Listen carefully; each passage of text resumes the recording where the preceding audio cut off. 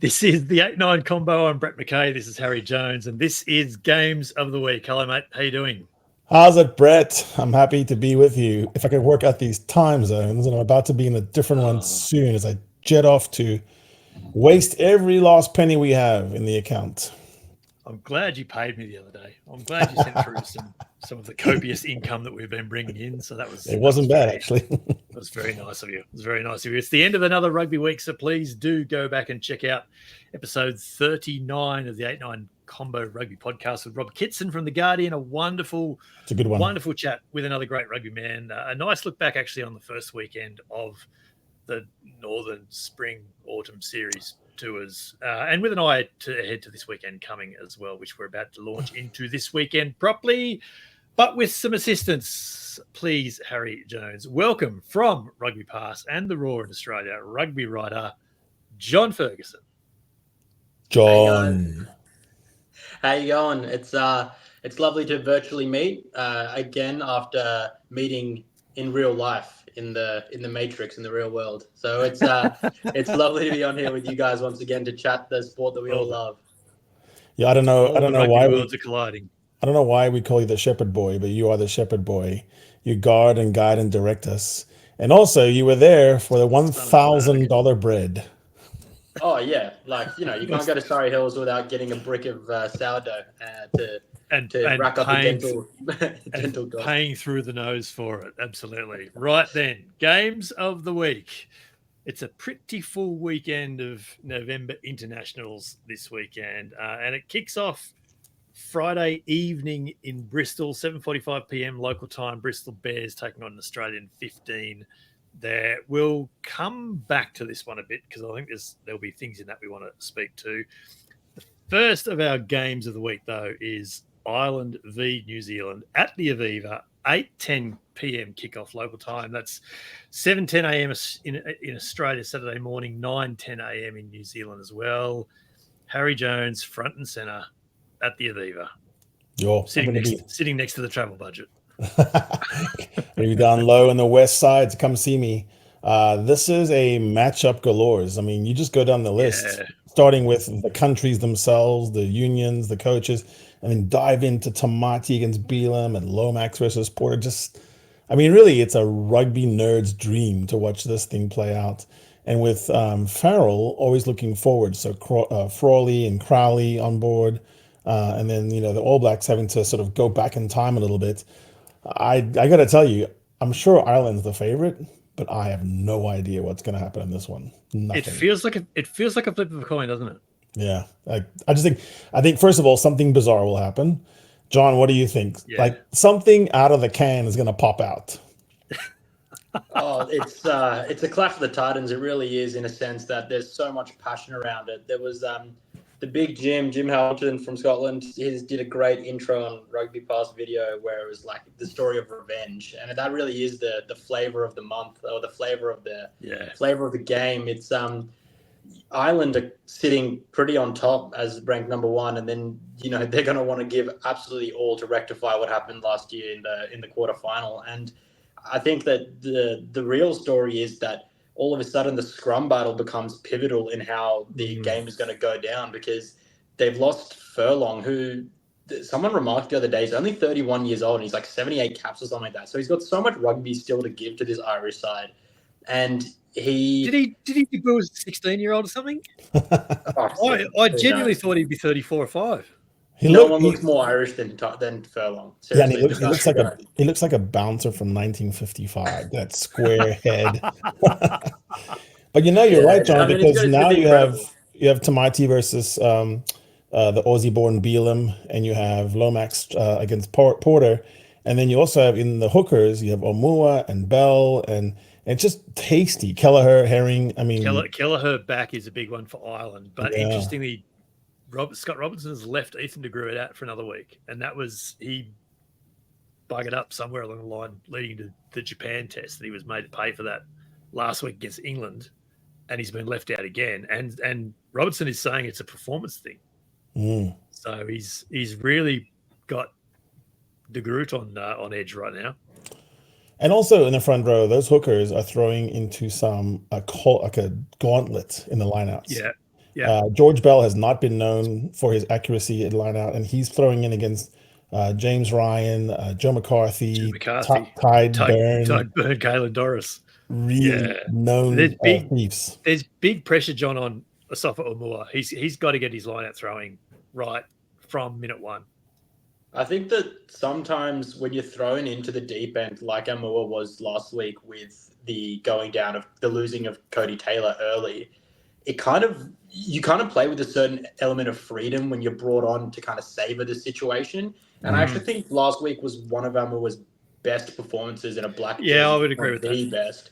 So Twickenham's a massive stage of rugby, not only for its heritage, but physically it's a very big stadium with a lot of noise. With Swing Low, Sweet Chariot, there'll be some better songs being sung by the crowd at Fields of Athenry, perhaps, for Ireland. But I think that Almore actually now is sitting in a bit of a better position than he had in previous tests. So I wouldn't be surprised if he has another strong performance. But I think also the second row battle, although Tupavai really is coming of age and really stepping into the place of a Whitelock and a Retallick, that is still an area for the All Blacks which they are not quite as strong as they have been in previous years, and that's going to create, like you guys have mentioned, an issue at maul and line-out time.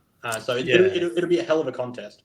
Patrick Tuipulotu coming off the bench helps there, though, definitely. I think Patrick Tuipulotu is playing the best rugby of his life, and what I was going to say is they almost might have the starter and the finisher switched, and that might be a good thing for the All Blacks because they've had a hard time scoring in the final. And I think sometimes we go to the end and say, what would it look like?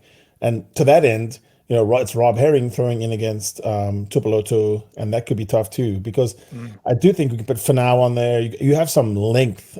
It's a tall All Blacks team. Are you surprised they've gone with Ratimer at 9 again? Because I am. Nah, I think that Roigard is still working his way back from a massive injury, and I know that there's risk playing someone who's potentially injury prone as the sub, but I think Ratimer's form and his execution of his core skills has just been too good, and he has every aspect of his game. He's just not quite as good as Roigard at sniping, and he's not as quick off the blocks. But I've been quite impressed with Ratimer, especially his physicality around the field. Like he's getting a breakdown pill for almost once a game. That's big for a halfback. Yeah. Ringrose and Keenan back for Ireland is big, Harry. Yeah, and then they've got a solid team. And even though you look at a guy like Frawley and Osborne, you wonder, they were thrown in the fire in South Africa in an absolute cauldron, and in Durban they stood up, and there was nothing wrong with their performance. I'm interested in Perofeta, in whether he's coming in to sub in for Macca, or if he's going to be at the back, or if he's more on the tee. I reckon he'll be at the back. I reckon they bring Clark or Tillett off. They shuffle Jordan to one wing, put Perofeta at the back. So you've got Damien playing the whole 80 at playmaker. Yeah. I think that's how they'll do it, because I don't. Well, that is a hell of a test for Damien, because that it's not like he hasn't had the best year. He did come through a week ago, but at the Aviva, oof. It's not just a big test for Mackenzie; it's a big test for Scott Robertson, the All Blacks in general, because they haven't got the Bowden Barrett safety net. Exactly, and that's all season long they've been doing this kind of thing of like, we got Bodie, so we can save it. Yeah, we'll be fine. It'll be fine. Or Jordan will do something crazy. Bowden at the back, it'll be fine. It'll be fine. Yeah. I think the selection of Bundy Aki at 12 is actually pretty interesting. That surprised me. It's not that he's played poorly by any stretch, but I still think that they have different options there which have had some continuity, especially in the South Africa tests. And so to bring Aki in against Jordan, I just don't see that impact being as grand as perhaps it could have been, or perhaps it was even during the World Cup. So I think that slightly changes their game, because I feel like Henshaw's quite a different player in some aspects, and so it'd be interesting to see how Aki goes coming They're into the different starting players side. for sure. Yeah. Ireland. John, what kind of style of play do you think Ireland's going to put out there? Is it going to be pedal to the metal, 150 rucks, or how do you think it's going to play out? I think that very much just like Ireland saw that England got pay out of their rush defense, Ireland also run a rush defense. I think that is going to be a big part of their game. And when that flips into attack, I think they will be happier to go from set piece to set piece to be able to set their maul and to be able to suck some energy out of that New Zealand pack, and then to be able to release players like Bundy Arki, especially off line-out plays. So if you imagine it, that the New Zealand are attacking around the 40, their rush defense comes up, knocks the ball loose, it's a scrum, or they manage to get a pill for turnover. They kick to the 22, and then you've got a throw out deep to the line out. Then you hit Bundy Arki on a crash ball, and you've got Hugo Keenan running his extremely good looping run out the back with someone like a Crowley or a Frawley coming out running the classic Sexton loop. And I just think that because Ioane has a propensity, and I kind of highlighted this earlier in the year, is quite used to using his speed as a defensive buffer, so he allows people to take the outside. I think that's very dangerous against an Ireland who run their lines extremely well. So I think, to answer your question shortly, I think they'll be more happy to go from a set piece to set piece to be able to set those phases, as opposed to purely just try to just build 20 rucks each phase. And they'll want to play set piece so they can have a crack at line out, particularly with talking about the second rows as we have done. Exactly. A quick one on the bench before we move on. Like, Ireland will bring off the bench Herring, Kean Healy, Ian Henderson, Peter O'Mahony, Conor Murray, Frawley as well. And you look at the New Zealand bench, and it's George Bell, it's Torsey, it's Semi Penny Finau is going to be phenomenal, but he's played 2 tests. Roygaard, Petafeta, Leonard Brown's well experienced there, but the last 20 minutes is going to be interesting. I've got no doubt about that. Yeah, there's something about just Hugo Keenan. Is it like, in my mind, I think this could be one of those games where he really does something. Yeah, I agree. The other thing is, New Zealand's a big team, especially at the bench. There's some big fellas over there, 135 kilogram, 145 kilogram. It wouldn't surprise me if there's a bit of a fitness edge for Ireland here. I think that could be a problem. And they're fresh from last week too. They didn't get belted around by England at Twickenham for 80 minutes. So it's interesting. We haven't mentioned yet the player of the match last week, which I'd say was Wallace Titi. I think that he actually will have a more muted performance this game, because he will be on Ireland's radar, and also because a lot of his breaks came from slipped tackles where players have just tried to smash him low really quickly and really early. Just taking a step off him might just give him a chance to stick that tackle, because Wallace Titi announced himself on the international stage, I feel, for the Northern Hemisphere, at least last weekend against England. So no doubt. He'll be Ireland's. Ireland will be watching him. He'll be in the crosshairs, no doubt. The games on Saturday's a big day of international rugby. Hong Kong playing Brazil in Hong Kong, Canada playing Chile in Bucharest, in Romania, that is. Spain v Uruguay in Madrid. England v Australia at Twickenham, 3:10 p.m. local time. That's 2:10 a.m. Sunday morning, Australian Eastern Daylight Time. It's another early alarm for me. Where are you watching that one, Harry, man? En route to Edinburgh. I'll probably be in Edinburgh. Pretty cool. I'm gonna have a little breakfast with Birch Jackman, and we're gonna talk about the game that just happened. He's taking me to the airport. What a man! How good! England have named their side. Their only real change is they've swapped Henry Slade and Ollie Lawrence in the centres. Yeah. So Slade will play 12, Lawrence will play 13. It's interesting because Slade's played a lot at 13, but he's actually more like that second playmaker that the Aussies used to use a lot, kind of. The playmaking 12. And the feeling, and Rob Kitson said it earlier in the week, the feeling out of the England scribes last weekend was that they've just got to find the way to get Ollie Lawrence on the ball more often than they did. Yeah, and their wings. The wings are devastating. You look at a guy like Manny Faye-Boso, and if you can get the third pass completed in rugby nowadays, if you can just get 1, 2, 3, that third one, all bets are off. And it's difficult because of the way people play now. Australia doesn't play that rush blitz D, so you would think they're thinking of getting him in space. They've also been using their wings coming in, and so they're pincering in, and so it's not quite like Ireland where you don't know where the ball's going to go, but it's a bit of disguise there, John, where it could put your defenders on the back heel.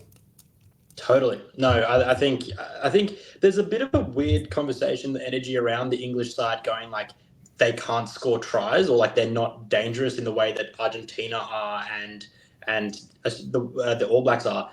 If you watch Ollie Lawrence attack when he actually catches the ball, because that was a big issue for him in the earlier tests in New Zealand, he dropped so many balls, and so they just didn't result in any run meters or anything like that on the data sheet. But someone like George Furbank is an extremely strong attacker. He will not take a step backwards.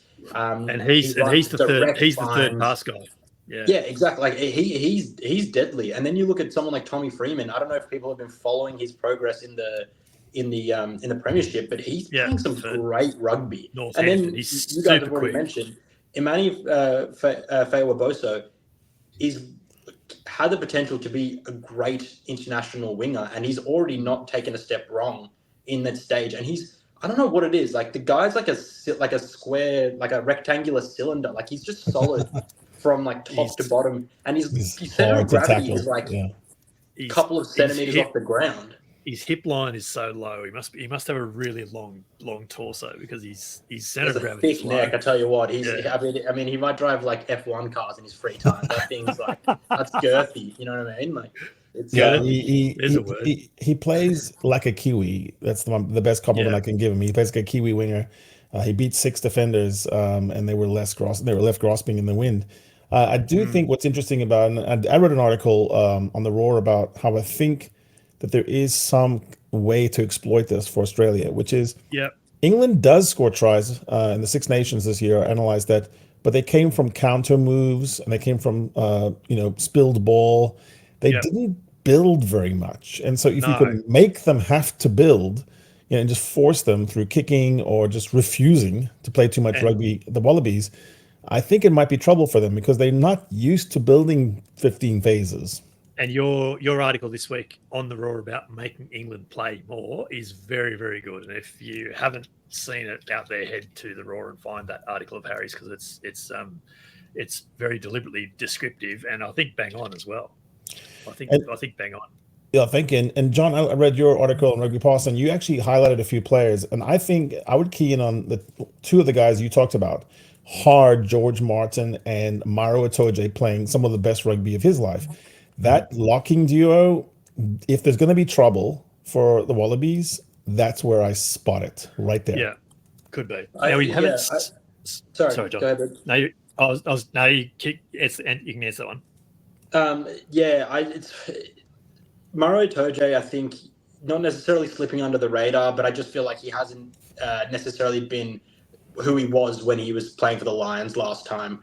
But he's hitting some amazing form. And George Martin, what a find. The guy's like 23 years old, and he's hard as nails. He's like England's answer to Joey McCarthy for Ireland. He's massive, and he's a brute. He wants to brawl. He's a brawler. He loves contact. He loves that stuff. And that's the common thread with the Type 5, but also because you've got Genge in there as well. And then you've also got someone like Chandler Cunningham South at number 6. It was fantastic last week. Exactly. Explosive. Courtney who? He's very much going in that frame of in that way.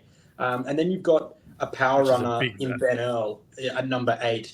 I think that still the mystery for me is the choice for one of the Currys over Sam Underhill, because if you go back at any amazing test that England have played, Sam Underhill has been a pivotal part about being that kind of enforcer, but just not taking a step backward. And I think that would very much complement the rest of the pack, where I see the Curry brothers, or the Curry twins rather, very much more of like a technical kind of player who's in there and scrounging. Like maybe you do need a bit of balance, but I just think that the way that Borthwick wants to play this game, Underhill would make a lot of sense. Yeah. So that was the biggest surprise for me. That is actually one of the changes on the bench too.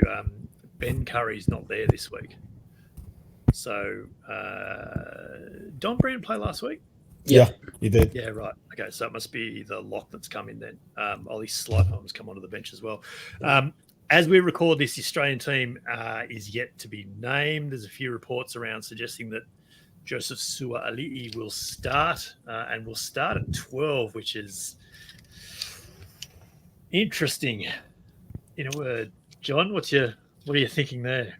Yeah, I mean, there's talk that he'll attack at 13 and then he'll defend at 12, so that makes sense. Which does make sense if that's the way they're going to do it. Especially because they're going with Ikitau, and it doesn't seem like Karevi will start via the reports from Christy Doran at The Roar. So like that makes sense from a logical perspective, but I feel like you're causing a lot of chop and change unnecessarily, and for someone who's just trying to learn the game at the highest level, that is like just switching that mental attack from defense, and then you might be training in one position, but then you have to, it's one of those things which I feel it would have been less disruptive to play Karevi straight away at 12 and keep Ikitau there, and then they attack there and defend there.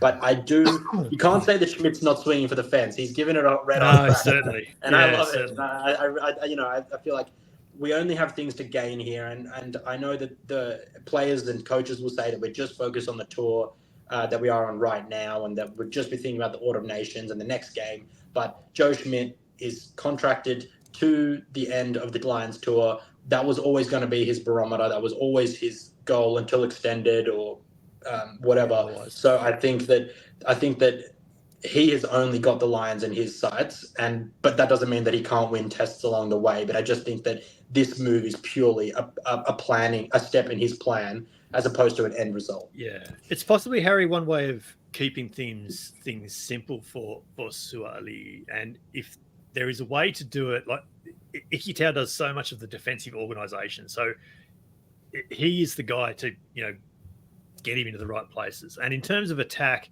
it probably won't make a lot of difference between the swapping and changing, because Ikitau and Tamati Tua for the Brumbies play first phase, second phase anyway. Like they are actually always doing that rotation through the game. So in attack, it actually probably won't make a lot of difference for Ikitau, and he can then arrange Sua'ali'i as he is, which, as I say, is probably an easier, simpler way to get him back into rugby than maybe having to play the sometimes complicated game in the back three that you would have to on the wing or fullback. Yeah, you don't have to receive as many kicks. I do like my lead converts, I think, in the midfield, because the smashing and the contact is something familiar to them, and they can handle it. And clearly, from the clips I've seen of Sua'ali'i, easily handles collisions. My problem is this: it's like a guy who's really good at Taekwondo, or he has a particular fighting discipline, like he's really good at karate, and I just want to fight on the street. Like, I'm just going to hit you with a brick on the head, and you're not ready for it because you're like, but I'm supposed to bow and be in a proper place with a gi on. Yeah. And so when you're switching numbers and switching roles in the chaos of union compared to some of the more repetitive, yes, I do worry about that. And it does sometimes fall on you to kick. I mean, it's because rugby is weird that way. Sometimes, somebody goes, well, here it is behind my poles. Yeah. You have to clear. I think that's really interesting. The other part of it. Yeah, if I could just jump in there, sorry. It's the kicking aspect is extremely interesting, because I think all of us three here are in agreement that Len Ikitau's left foot has been brutally underutilized by the Wallabies as an exit option. And if he's going to be attacking at 12, if he's going to be attacking at 12, he might not be in the best position to be able to receive an out the back ball to be able to clear in this situation where they go from attack defense quickly and you want to clear. Let's just say if you get a turnover or someone knocks the ball on around the Wallabies' own 40-30 meter line. So I think that becomes interesting. But I also feel that a big criticism of Ikitau from within the group, especially from Schmidt, although he hasn't expressed it as a criticism, is that he's not a big talker. And I think that Sua'ali'i has the ability and the potential to be a great communicator, but it's always hard to be a great or a good communicator when you're new to something. And so, but if you put Karevi in there, I know that he's a great communicator. There's been lots of players that have said that he has a propensity to communicate and to be able to fill that role. So I'm a little bit, that part of the game concerns me. But I do think that defensively, this matchup is stronger than a Karevi and Ikitau combination, because Suoli's defense will be, he's fleet-footed, he's quick, he's agile, and he'll be ready to take those contacts. Maybe not from the props and the second rowers.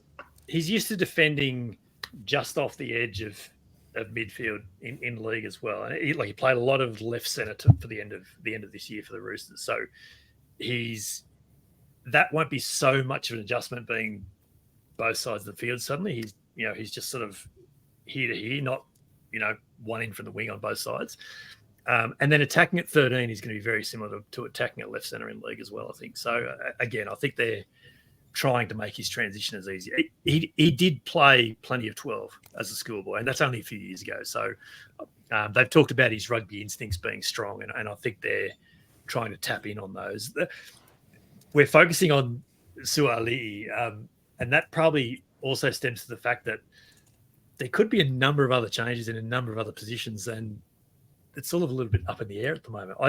What I will say quickly before we move on to Scotland, South Africa, is that Tom Wright's link play at the back as that third passer, Harry, he's going to be the key to getting past the rush defence out wide. He will be the key to unlocking, Kellaway and won't be Colin Benting, will it? Whoever it is on the left wing. So that's going to be the interesting part there.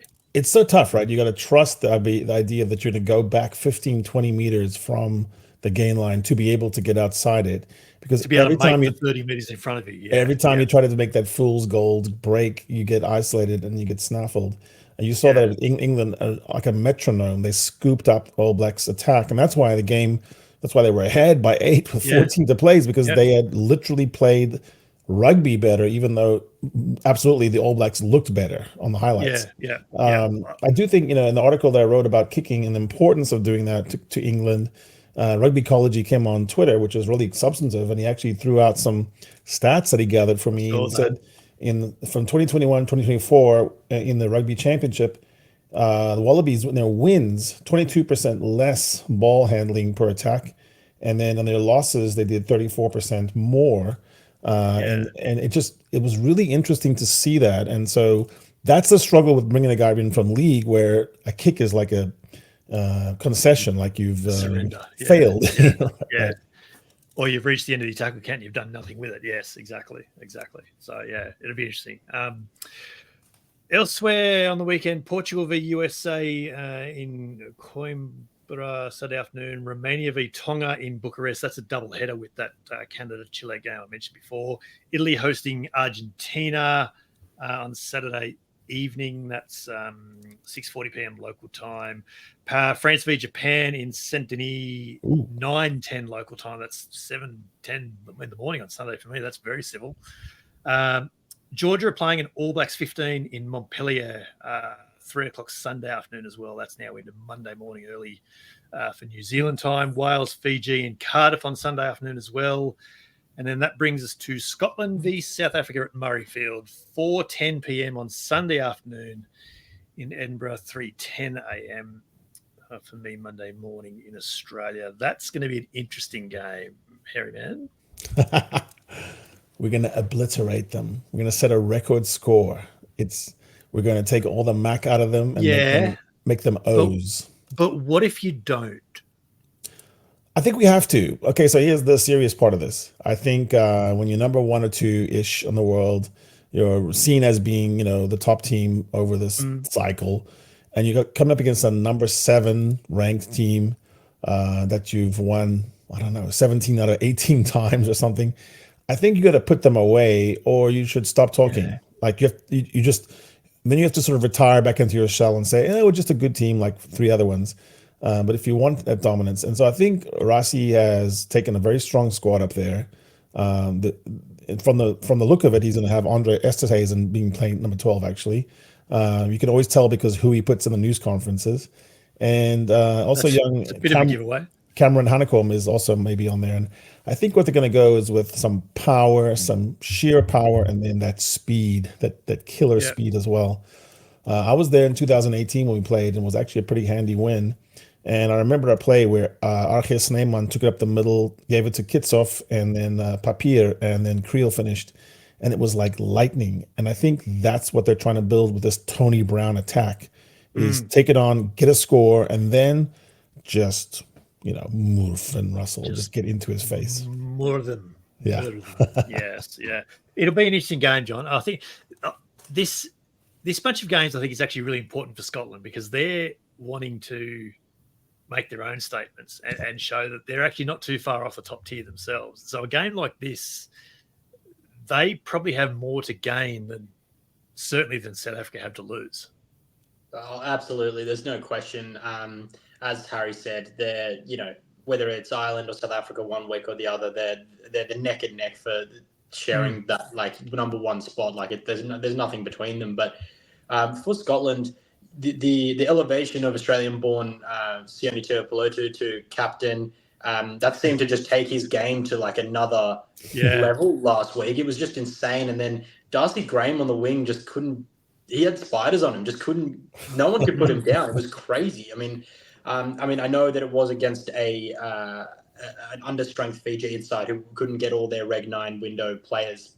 They were unfortunately still caught up with their club sides. But Scotland's forward pack is a hard-nosed Scottish forward pack, like they always are. They're tough, but their backline is more explosive and more exciting than their pack is. And it kind of worries me that Russell last year, when they versed each other in the pool, he wasn't able to fire in the way that he could. So it'll be interesting to see if they've learned anything from that and to be able to find a way and find space, because I think that Russell loves to find the space out wide because he's one of the few people in the world who can throw a 20-meter cutout pass on a dime. But unfortunately, the South African rush defense, that space doesn't exist. The mirage is out there, and that is something that will exist for whoever dons the number 10 jersey for the Wallabies as well. In the English one, the space is inside, and I've written an article on RugbyPass that you can go out and read today about where and when you can find gaps in the English defense, which were blatantly exposed and clear for the All Blacks last weekend. But for Scotland, it'll be about how Sione Tuipulotu and if it is and Hugh Jones can be able to be more direct while still having that elusiveness to be able to punch through. Because if it is Esterhuizen at 12, as our good friend here, Mr. Jones, is foreshadowing, then it'll be interesting because I see Esterhuizen being a bigger bull but less laterally agile than Dialende.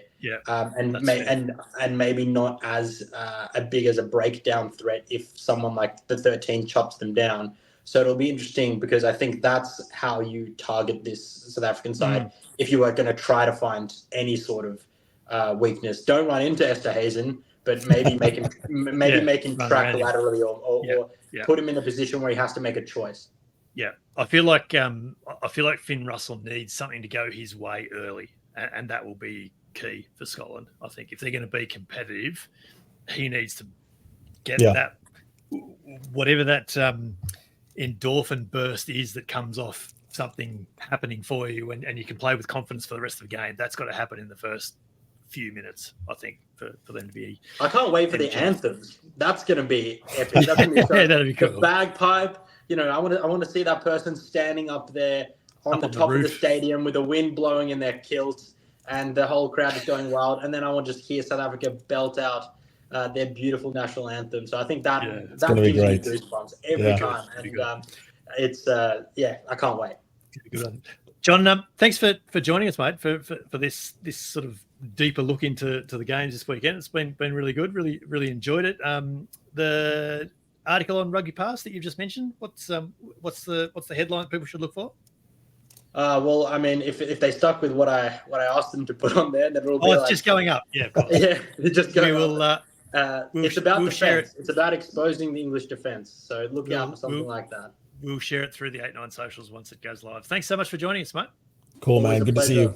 Yeah. Gentlemen, thank you. Cheers. This is the 8-9 combo. I'm Brett McKay. This is Harry Jones. Mate, great to have John Ferguson join us for Games of the Week. That was a good chat. Some good games this weekend. Good lad. I felt like I was surrounded by Scots there for a while. McKay and Ferguson. Indeed. Son of Ferg. Round 9 of the top 14 in France this weekend, and round 9, round 10. I might have that wrong. So 3 games that stick out to me. Toulon Bayonne on Saturday is 5th against 4th. That's kind of interesting. Cast against La Rochelle sort of interests me a little bit. That's 7th against 3rd. And then despite where they are on the table, Stade Francais and Racing on Sunday is just a good old-fashioned Paris derby, I think. What's your pick out of those 3? Yeah, that's a high glamour one with the world's best, the rugby world's best screen on a giant screen.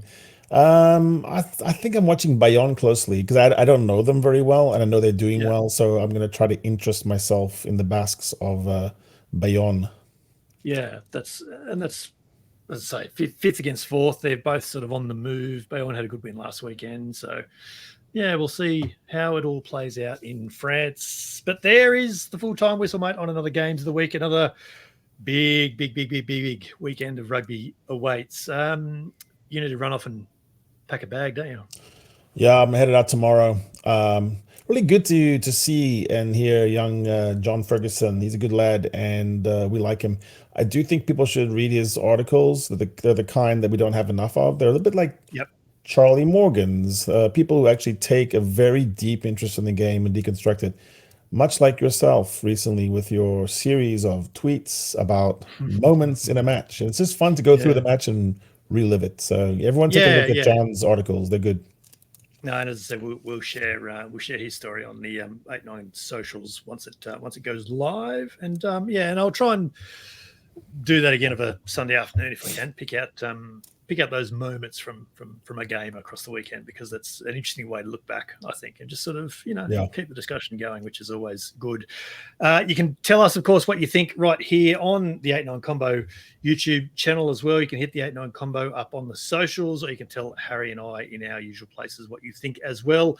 Make sure you're subscribed on YouTube, you're following on the pod platforms wherever you tune in, and make sure you've got notifications turned on across the board, however you consume us. This is Games of the Week from the 8-9 Combo, the short side set piece combination you didn't realize you needed, coming from the podcast double act you already had. I'm Brett McKay, he's Harry Jones, and we'll be back in your ears over the weekend with the test match post-mortem following England v Australia. Come fly with us.